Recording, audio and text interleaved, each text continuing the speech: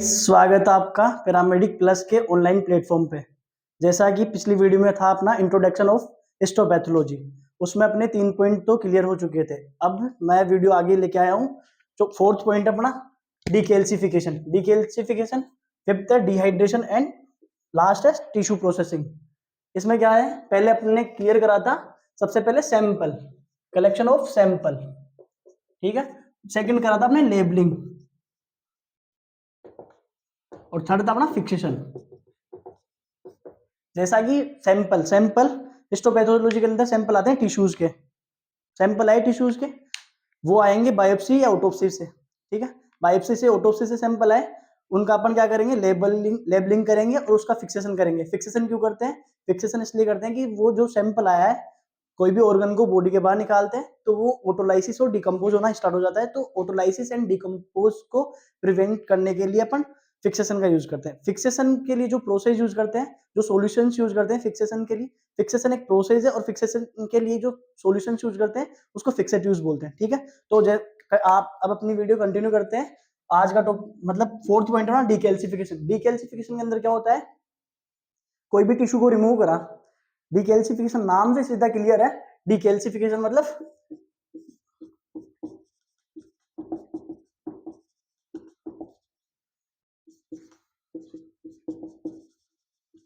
Calcium का removal.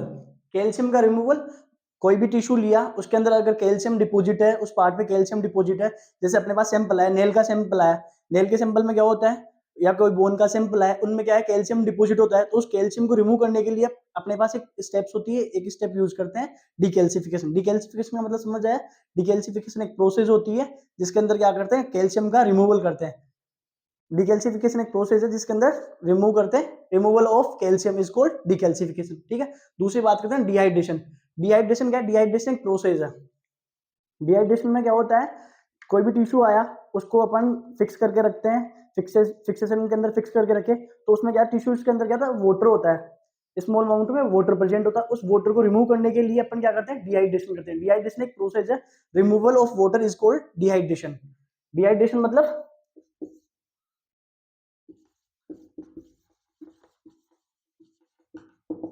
Dehydration, remove of water is called dehydration, ठीक है।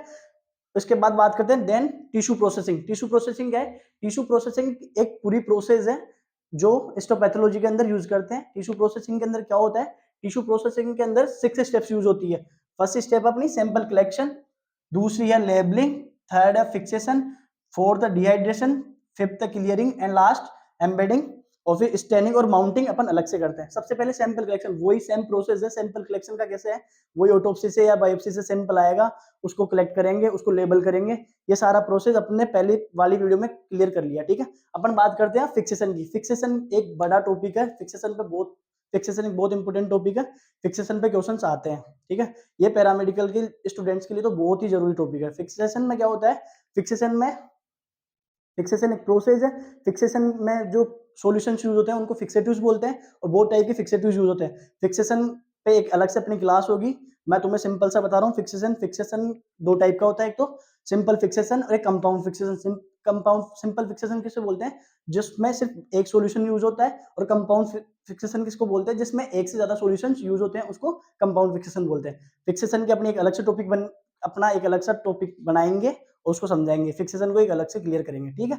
उसके बाद में बात करते हैं डिहाइड्रेशन। डिहाइड्रेशन का मतलब समझे तुम, जैसे टिश्यू को कलेक्ट करा, टिश्यू कलेक्ट हुआ तो उसमें क्या होता है, स्मॉल अमाउंट में क्या होता है, वाटर प्रेजेंट होता है। वाटर प्रेजेंट होगा, अगर अपन डिहाइड्रेशन नहीं करेंगे, अब आप लोग बोलोगे कि डिहाइड्रेशन करने की क्या जरूरत पड़ी, टिश्यू की तो ऐसे ही सेक्शन कट करो और इसको ऑब्जर्व कर लो।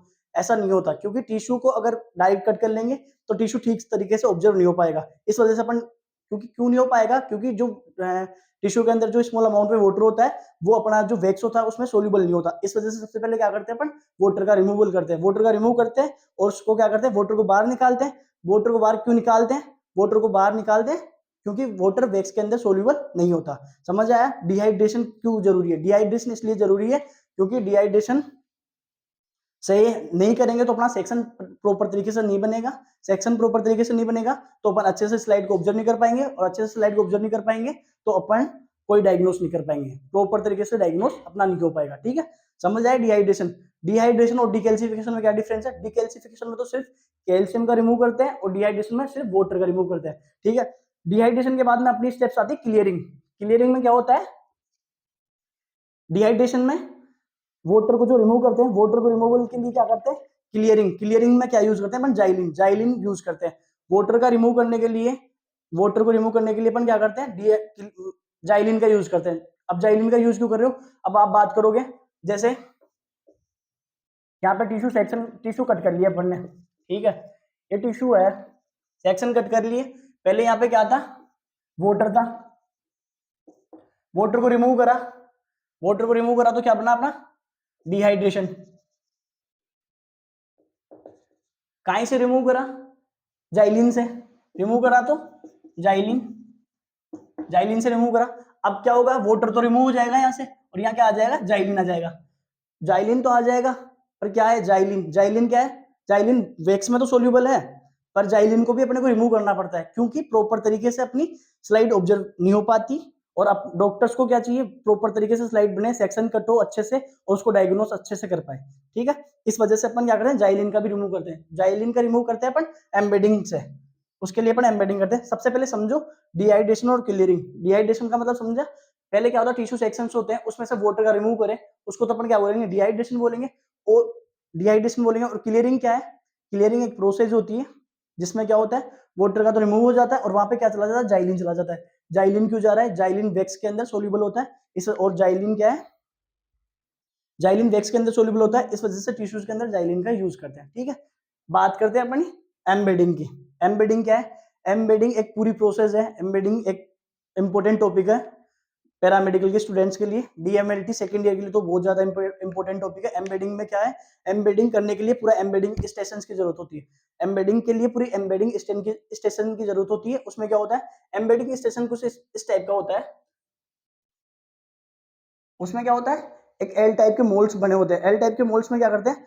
टिश्यू को फिक्स करते हैं, टिश्यू को फिक्स करते हैं, और फिर उसके अंदर क्या करते हैं? वैक्स को भरा जाता है। वैक्स को, अब आप बोलोगे वैक्स भरने की क्या जरूरत है?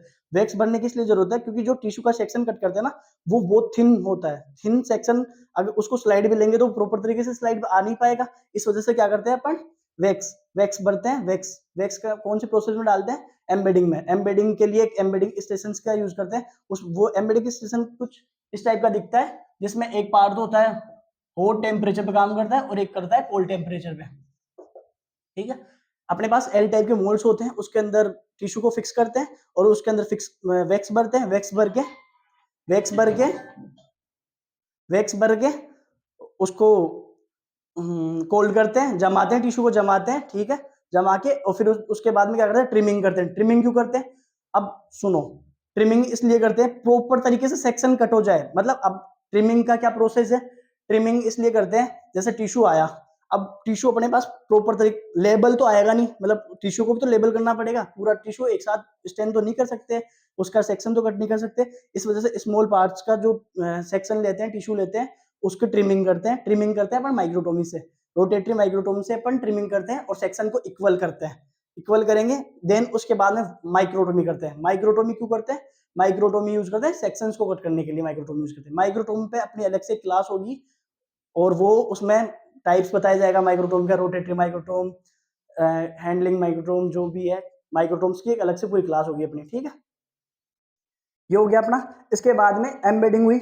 एम्बेडिंग के बाद में क्या करते हैं? स्टेनिंग। स्टेनिंग के लिए, अब स्टेनिंग क्यों जरूरत है? क्योंकि किसी भी चीज को देखने के लिए जो इनविजिबल है, जो दिख नहीं पाएगी नेक्ड आइज से, उसको स्टेन करके तो देख सकते हैं अपन। स्टेनिंग, और टिश्यूज के लिए जो स्टेन यूज होती है हिस्टोपैथोलॉजी के अंदर, जो स्टेनिंग यूज होती है टिश्यूज के अंदर, वो H and E stain use होती है। एच एंड ई स्टेन का पूरा नाम क्या होता है? Haematoxylin, haematoxylin and eosin stain. Haematoxylin and eosin stain क्या है? मैं तुम्हें एक डिफरेंस बताता हूँ डाइज और स्टेन्स में। बहुत सारे बच्चे कंफ्यूज होते हैं, क्या डिफरेंस है? डाइज, डाइज किसको बोलते हैं और स्टेन किसको बोलते हैं?